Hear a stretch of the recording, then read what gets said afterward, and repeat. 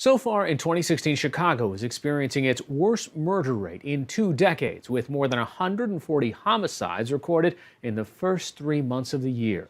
The nation's third most populous city is sadly on pace to see as many as 600 murders this year. Joining me to discuss the reasons for this surge in violence is USA Today's Chicago correspondent Aamer Madhani.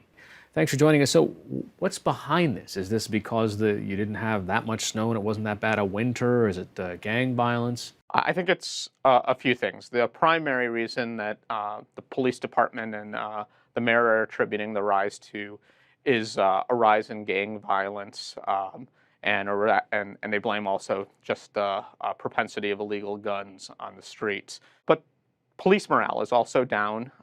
If you remember, the Laquan McDonald video in late November spurred national attention here. And then January 1st, the city entered an agreement with the ACLU to begin filling out what are essentially forms of every time they did a street stop through what's known as stop and frisk searches on the streets.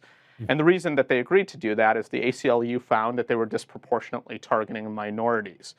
After the forms, they started doing the forms at the beginning of the year, stops went down by about 90% for the first 3 months of the year. You also have a new police chief. What's he expected to do? What's his record? So we actually have our third police chief in about 3 or 4 months. Gary McCarthy was fired soon after the Laquan McDonald video came out.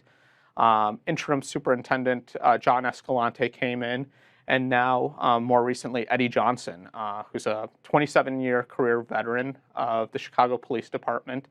He grew up first 9 years of his life in the Cabrini Green housing projects and then moved to the South Side where he still lives. He's very popular within the police department, so they're hoping that'll help raise the morale of the rank and file. But he also brings this experience. He's talked about being a teenager and being stopped by Chicago cops for no reasons. So there's hope that he can sort of bridge the gap in this city. What's the pressure on Mayor Rahm Emanuel? It's interesting. There's a lot of pressure on him, I think, right now. His approval ratings are in the dumps.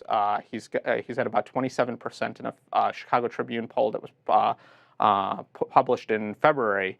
The thing is, he's got 3 years before re-election, but he's got big problems. He's got violence, of course, that we're talking about. He's got the police department and re-engaging the trust in the African-American community that was crucial for him winning his second term.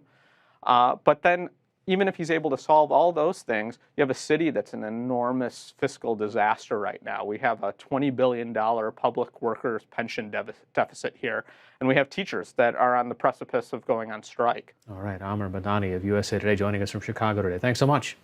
Thank you.